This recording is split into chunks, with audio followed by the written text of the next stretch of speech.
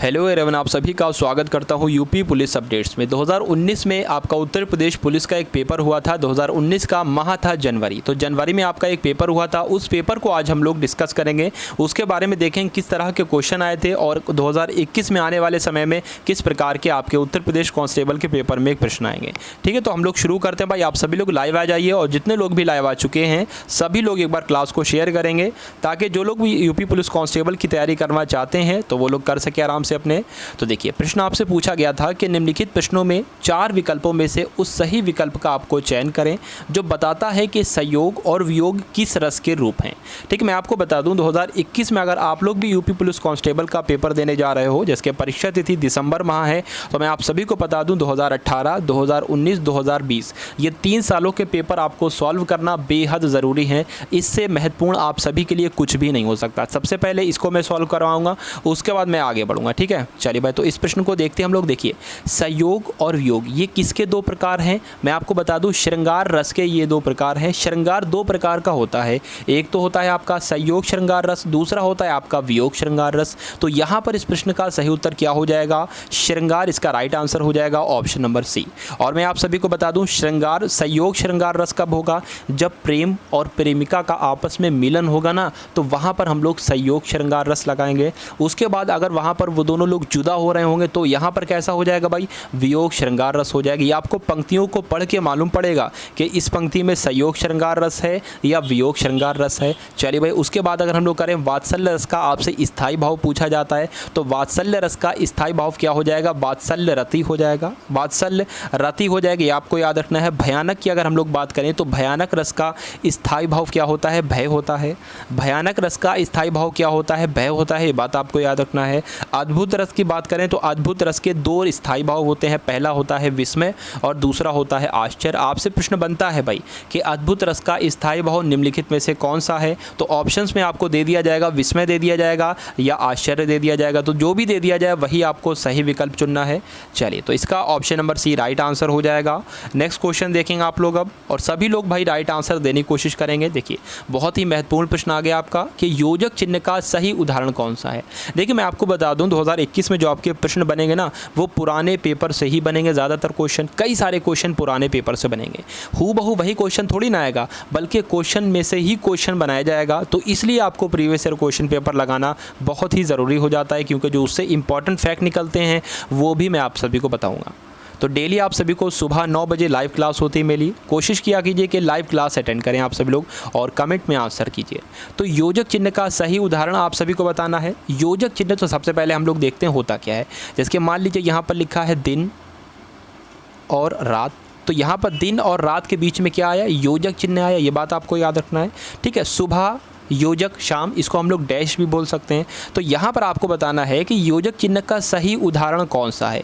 योजक चिन्ह का सही उदाहरण कौन सा ही आपसे पूछा गया है। तो देखिए भाई, शिवाजी, शिवाजी होगा यहाँ पर। शिवाजी और शिवेश भाई बहन है, तो यहाँ पर देखिए भाई और बहन के बीच योजक चिन्ह लग जाएगा, बिल्कुल सही। उसके बाद देखिए हेमा, गुनगुन, माया सहेली है। तो पहली बात तो यहाँ पर किसी भी योजक चिन्ह का इस्तेमाल किया नहीं गया है। और देखा जाए ये वाक्य गलत तरीके से लिखा गया है। इसका सही रूप क्या होगा, सही रूप इसका ये हो जाएगा कि बस यहाँ पर आपका तथा लग जाएगा।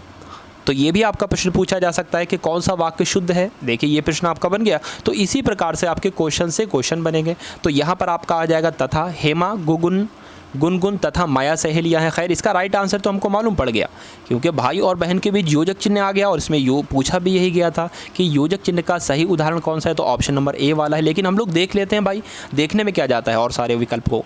रोहन ने कहा मुझे पढ़ाई करनी है, तो यहाँ पर योजक चिन्ह का इस्तेमाल नहीं लगेगा। यहाँ पर आपने जब डायरेक्ट और इनडायरेक्ट पढ़े होंगे तो आप लोग ने पढ़ा होगा रोहन सेज।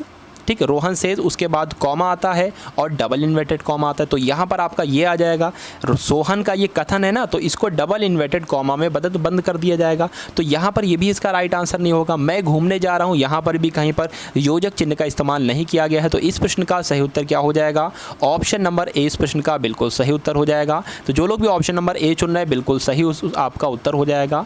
नेक्स्ट क्वेश्चन देखिए भाई कि सप्त सिंधु को आपको बताना है अर्थ क्या होता है, बताइए। 7 सिंधुओं का समूह, 7 सिंधुओं का समूह या 7 सिंधुओं का समूह या 7 नदियों का समूह, बताइए इसका राइट आंसर। आप सभी लोग जल्दी से आप सभी लोग भाई कमेंट में आंसर करेंगे, बताइए।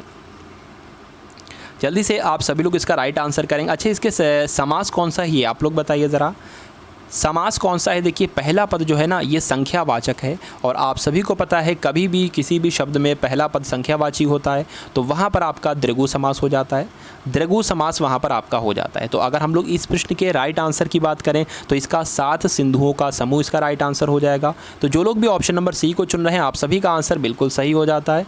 अगला प्रश्न देखिए आप लोग, निम्नलिखित प्रश्न में 4 विकल्प दिए गए हैं जिनमें से उस विकल्प का आपको चयन करना है जो दिए गए शब्द वाक्य का सबसे अच्छा एक शब्द का विकल्प है। उपकार को मानने वाला, देखिए ये प्रश्न आपसे बहुत बार पूछा जाता है कि उपकार को मानने वाला, उपकार को ना मानने वाला, इस प्रकार के प्रश्न आपसे बहुत सारे आते हैं। ठीक है, उसके बाद धर्म को जानने वाला, धर्म को ना मानने वाला, ऐसे करके बहुत सारे प्रश्न आपको पूछे जाते हैं। तो सबसे पहली बात आपको याद रखना है कि उपकार को मानने वाले को क्या कहा जाता है, कृतज्ञ कहा जाता है, और उपकार को ना मानने वाले को कृतज्ञ कहा जाता है। ठीक है, ये बात आपको याद रखना है, बहुत ही महत्वपूर्ण है। उसके बाद अगर हम लोग बात करें परोपकारी किसे कहा जाता है, बताइए भाई परोपकारी किसे कहा जाता है।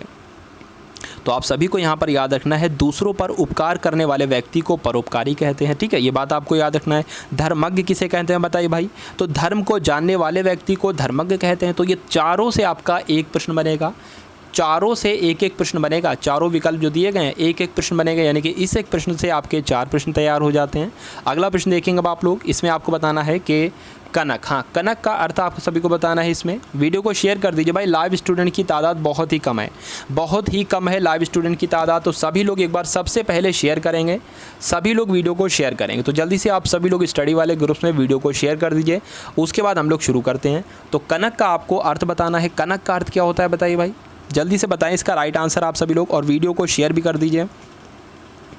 देखिए कनक के 2 अर्थ होते हैं, एक तो होता है सोना, आपने सुना नहीं होगा, कनक कनकते 100 गुनी मादकता अधिकाय, जौ खाए बौराए जगवा खाए बौराए। तो एक तो होता है सोना और एक होता है धतूरा। तो ये कनक के 2 अर्थ हो जाएंगे। यहाँ पर मुझे तो सिर्फ सोना ही दिख रहा है, धतूरा नहीं है, कोई बात नहीं, तो सोना ही इसका बिल्कुल सही उत्तर हो जाएगा। कनक का अर्थ क्या हो गया भाई, सोना हो गया। नेक्स्ट क्वेश्चन देखिए आप लोग अब, चलिए भाई, तो इसमें आप सभी को क्या बताना है, इसमें आपको बताना है हंस का स्त्रीलिंग आपको बताना है कि हंस का अगर आप लोग स्त्रीलिंग बताओगे तो क्या बनाओगे, हंसनी बनाओगे, हंसिनी बनाओगे, या हंसी बनाओगे, या आपका हंसिया बनाओगे, बताइए। आप सभी लोग इस प्रश्न का सही उत्तर करने की कोशिश करेंगे पूरी। तो यहाँ पर इस प्रश्न का सही उत्तर आपका हो जाएगा ऑप्शन नंबर ए। तो जो लोग भी ऑप्शन नंबर ए के साथ हैं आप सभी का आंसर बिल्कुल सही हो जाएगा, हंस का स्त्रीलिंग हो जाएगा हंसिनी। नेक्स्ट क्वेश्चन देखिए आप लोग अब, इसमें आपको बताना है निम्नलिखित प्रश्न में 4 विकल्प से रेखांकित पद के उचित कारक को अच्छा पहचानना आपको। देखिए तो बोतल में जो ये रेखांकित है पद, तो में बताना है आपको, में ये एक संबोधन कारक है, अधिकरण कारक है, संबंध कारक है, या कर्म कारक है, बताना है आप सभी को, बताइए। इस क्वेश्चन का राइट आंसर आप सभी लोग बताएंगे भाई, जल्दी जल्दी वीडियो का भाई वीडियो को शेयर भी कर दीजिए और वीडियो का आंसर भी आप लोग बता दीजिए, बताइए भाई। देखिए यहाँ पर मैं आपको विस्तार से बता देता हूँ सभी कुछ। संबोधन कारक कौन कौन से होते हैं, तो आप सभी को यहाँ पर याद रखना है जिन भी वाक्यों में हे का इस्तेमाल किया जाता है, अरे का इस्तेमाल किया जाता है, वो वाक्य आपके कैसे हो जाते हैं, संबोधन वाले वाक्य हो जाते हैं। अधिकरण में मे का इस्तेमाल किया जाएगा और पर का इस्तेमाल किया जाएगा। ठीक, तो यहाँ पर आपका मे का इस्तेमाल किया जा रहा है, तो आप लोग बताएंगे इसमें ये कौन सा अधिकरण कारक हो जाएगा, या संबंध कारक हो जाएगा, या संबोधन कारक हो जाएगा। उसके बाद संबंध की अगर हम लोग बात करें तो वाक्य में का आएगा कारक, की आएगा कारक, इस प्रकार के आएंगे। उसके बाद अगर आप लोग कर्म का इस्तेमाल करोगे तो कर्म कारक कौन से होते हैं भाई, को होते हैं, बात आपको याद रखना है। तो यहाँ पर इस्तेमाल किया गया है मे का, और मे आया है यहाँ पर, तो मे होता है आपका अधिकरण कारक। तो आप सभी को यहाँ पर याद रखना है बोतल में दूध बचा है, इसमें आपका अधिकरण कारक का इस्तेमाल किया गया है। तो जो लोग भी ऑप्शन नंबर बी को चुन रहे हैं आप सभी का आंसर बिल्कुल सही हो जाता है। नेक्स्ट क्वेश्चन देखिए आप लोग अब, कि स्कूल बस 5 मिनट डैश, इसमें आपको जो आना है ना, क्रिया आना, इसको आपको सामान्य भविष्यत काल में बदलना है। तो बताइए भाई, जब आप लोग आना को सामान्य भविष्यत काल में बदलोगे तो यहाँ पर खाली जगह में कौन सा विकल्प आएगा, मैं आ गई आ जाएगा, या मैं आएगी आएगा, या मैं आ के गई आएगा, या आपका मैं आके चली गई आएगा, बताइए। बताइए इसका राइट आंसर आप सभी लोग। तो यहाँ पर इस प्रश्न का सही उत्तर हो जाएगा स्कूल बस 5 मिनट में आएगी। ठीक, जब आप में आएगी बनाओगे तो आना क्या हो जाएगा, सामान्य भविष्यत काल हो जाएगा। ये बात आप सभी को याद रखना है। देखिए अभी मैं आपको क्वेश्चंस करा रहा हूँ, आपको अंदाज़ा तो लगे, मालूम तो चले कि कैसे आपके क्वेश्चंस आए थे। ठीक, उसके बाद मैं क्या करूँगा भाई, चैप्टर वाइज आपको पढ़ाने लगूंगा, या आप लोग कहोगे तो 50 क्वेश्चंस, लगभग 30 या 40 या 50 क्वेश्चंस डेली आपकी प्रैक्टिस के लिए ले आऊँगा। तो इससे आपके कॉन्सेप्ट भी क्लियर होते रहेंगे। अगर आप लोग चाहोगे चैप्टर वाइज तो आपको चैप्टर वाइज भी मैं पढ़ाऊँगा, ठीक है। कुल मिला के आपका देखिए सिलेक्शन आपको पकड़ना है, इस बार एक सिलेक्शन आप सभी को पकड़ना है। तो चलिए इस क्वेश्चन की अगर हम लोग बात करें तो निम्नलिखित प्रश्न में 4 विकल्पों में दिए गए शब्द का सही पुल्लिंग वाला शब्द आपको बताना है। पुल्लिंग रूप का विकल्प आपको चयन करना है। कुम्हार का पुल्लिंग बताना है, तो भाई ये क्या आ गया, कुम्हार तो अपने आप में खुद एक पुल्लिंग है। तो यहाँ पर भाई मिस्टेक हो गई होगी, क्योंकि भाई जैसा वहाँ पर लिखा हुआ था वैसे ही मैं डिक्टो आपके सामने ले आया। तो यहाँ पर आपका भर्ती बोर्ड वालों से मिस्टेक हो गई, स्त्रीलिंग लिखना चाहिए था, यहाँ पर स्त्रीलिंग लिखना चाहिए था, क्योंकि कुम्हार का हम लोग जब देखेंगे भाई तो स्त्रीलिंग ही तो देखेंगे। तो बताइए भाई कुम्हार का स्त्रीलिंग क्या होगा, कुम्हारी होगा, कुम्हारिन हो जाएगा, कौमहीन हो जाएगा, या आपका कुम्हारीन हो जाएगा। बताइए सभी लोग बताएंगे भाई इस क्वेश्चन का राइट आंसर क्या हो सकता है, इस प्रश्न का सही उत्तर। तो आप सभी को यहाँ पर याद रखना है कुम्हारिन हो जाएगा। क्या हो जाएगा, कुम्हारिन हो जाएगा, कुम्हार का स्त्रीलिंग। नेक्स्ट क्वेश्चन देखिए आप लोग अब। अच्छा आप लोग मुझे दाता का स्त्रीलिंग बताइए, कुछ इंपॉर्टेंट जो आपसे पूछे जाते हैं। दाता का स्त्रीलिंग क्या हो जाएगा भाई, दात्री हो जाएगा, दात्री हो जाएगा। उसके बाद कवि का स्त्रीलिंग क्या हो जाएगा, कवि का स्त्रीलिंग बहुत बार पूछा जा चुका और पूछा जाएगा आपसे, तो आप सभी को याद रखना है कवि का स्त्रीलिंग होता है कवित्री, ठीक है। कवि का स्त्रीलिंग क्या होता है, कवित्री होता है, ये बात आप सभी को याद रखना है। चलिए और मैं आपको बता दूं महोदय का स्त्रीलिंग क्या होता है, महोदय। तो महोदय का हो जाएगा आपका महोदया हो जाएगा, महोदय का क्या हो जाएगा, महोदय स्त्रीलिंग हो जाएगी, बात आप सभी को याद रखना है। चलिए तो नेक्स्ट क्वेश्चन देखिए आप लोग अब। चलिए इसमें आपको बताना है नीचे दिए गए शब्द का सही बहुवचन रूप वाला विकल्प आपको पहचानना है, ठीक है। तो बताइए इसका राइट आंसर, आप सभी लोग बताएंगे इसका क्या हो सकता है।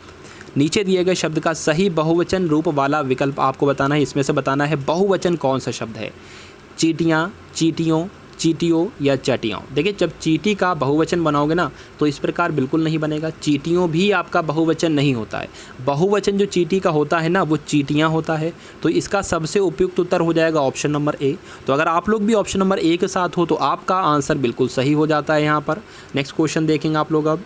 चलिए भाई तो इसमें आप सभी को क्या बताना है, इसमें आपको बताना है कि निम्नलिखित में से 4 विकल्पों में उस विकल्प का आपको चयन करना है जो आपको सही पूर्ण रूपेण वर्ण विच्छेद वाला। अच्छा तो कृपण के आपको टुकड़े करना है, जैसे संधि विच्छेद में आप लोग करते हो भाई, तो उसी प्रकार से आपको इसका उत्तर का चयन करना है। चलिए भाई तो देखते हैं हम लोग क्या इसका राइट आंसर हो जाएगा, कृपण, ठीक है। तो सबसे पहले तो हम लोग का लिखेंगे, का लिखेंगे, उसके बाद लगाएंगे धन। उसके बाद देखिए यहाँ पर कौन सी मात्रा है भाई, ऋण की मात्रा है, तो यहाँ पर हम पूरा ऋण लगा देंगे। क्या लगा दिया हमने, पूरा ऋण लगा दिया। आपको हलंत हलंत लगाना पड़ेगा, जो भी आपको पूर्ण वर्ण मिलेंगे ना तो उसमें आपको हलंत लगाना पड़ेगा। उसके बाद देखिए का तो आपका कंप्लीट हो गया पूरा, अब बचा पा, तो यहाँ पर आप लिखोगे पा, पा एक पूर्ण वर्ण है तो यहाँ पर भी आप हलंत लगाओगे भाई, बहुत बढ़िया। चलिए और आपको क्या करना है, अब पा में जो है कौन सी मात्रा है, तो देखिए का में तो आपकी मात्रा हो गई ऋण की, तो यहाँ पर हमने ऋण की मात्रा लगा दी, लेकिन पा में आपकी मात्रा है छोटा आ की मात्रा है, तो यहाँ पर आप लोग पूरा छोटा आ लिख दोगे, ठीक है भाई। उसके बाद देखिए उसके बाद क्या है भाई, ऋणा है, ऋणा है ना तो ऋण लिख दोगे आप। उसके बाद ऋणा में कौन सी मात्रा है, तो छोटे आ की यहाँ पर मात्रा आ जाएगी, क्या आ जाएगी भाई, छोटे आ की यहाँ पर मात्रा आ जाएगी। और मैंने आपको बताया था पूर्ण वर्ण है तो यहाँ पर भी आपका हलंत आ जाएगा। तो आपका इस प्रकार से बनेगा, इस प्रकार से आपका क्या बनेगा, कृपण का पूर्ण रूपेण वर्ण विच्छेद बनेगा। तो ऐसा कहाँ पर लिखा हुआ है भाई, ए बी सी, ऐसा तो ए बी सी कहीं पर नहीं लिखा हुआ है। अच्छा डी नीचे होगा भाई। अब जब मैं इसको कट करके नीचे के लिए जाऊँगा ना तो फिर ये आपका मिट जाएगा, ये आपका मिट जाएगा। तो आप सभी लोग इसको ध्यान से देख लो, अभी का आ गया, ऋण आ गया, पा, छोटा आ, ड़ा और छोटा आ गया, ठीक है। हलंत यहाँ पर लगा हुआ है, जहाँ जहाँ पर हलंत लगा हुआ है उसको देख लो आप लोग। चलिए तो अब नीचे देखिए आप सभी लोग, अब डी आपका राइट आंसर हो जाएगा, ठीक है, डी आप सभी का राइट आंसर हो जाएगा। चलिए तो जिसको निकालना आता है, इस प्रकार से करना आता है, बहुत अच्छी बात है। आप सभी की तैयारी ठीक है बहुत बेहतरीन तरीके से चल रही होगी। तो देखिए मैं आप सभी को बता देना चाहता हूँ डेली आपकी क्लास होती है, कब होती है, 9 बजे सुबह होती है। और वीडियो को आप सभी लोगों को शेयर करना है, बिना शेयर करे कोई भी नहीं जाएगा, मैं आप सभी को बता देना चाहता हूँ। और देखिए हिंदी के सेक्शन में हम लोग का टारगेट क्या है, 37/37 का टारगेट है, ठीक है, 37/37 का टारगेट है। जितने भी इंपॉर्टेंट चैप्टर हैं मैं आप सभी को करवा दूंगा। और डेली मैं आप सभी की भाई प्रैक्टिस भी करवाऊंगा, क्योंकि प्रैक्टिस बहुत ज़रूरी है। प्रैक्टिस आपकी इसलिए ज़रूरी है क्योंकि क्वेश्चन पेपर जब एग्ज़ाम देने आप लोग जाओगे तो वहाँ पर आपका जो है कॉन्सेप्ट नहीं पूछा जाएगा, बल्कि वहाँ पर क्वेश्चन ही आएंगे। तो क्वेश्चन की भी आप प्रैक्टिस करो ज़्यादा से ज़्यादा। थ्योरी की रही बात, अगर आप लोग थ्योरी चाहते हो तो मैं आप सभी के लिए भाई क्या करूँगा, थ्योरी वाली क्लास भी ले आऊँगा, यानी कि हर एक चैप्टर को बहुत ही बेहतरीन तरीके से पढ़ाऊँगा। बिल्कुल नीचे से लेकर हाई लेवल तक मैं आप सभी को हर एक चैप्टर को पढ़ा दूंगा। फिर आप कोई सा भी प्रैक्टिस सेट लगा लेना, आप पूरे नंबर लाओगे, ठीक है ना। तो चलिए भाई, मिलते हैं हम लोग आने वाली वीडियो में। वीडियो को शेयर कर दीजिएगा। जय हिंद, वंदे मातरम।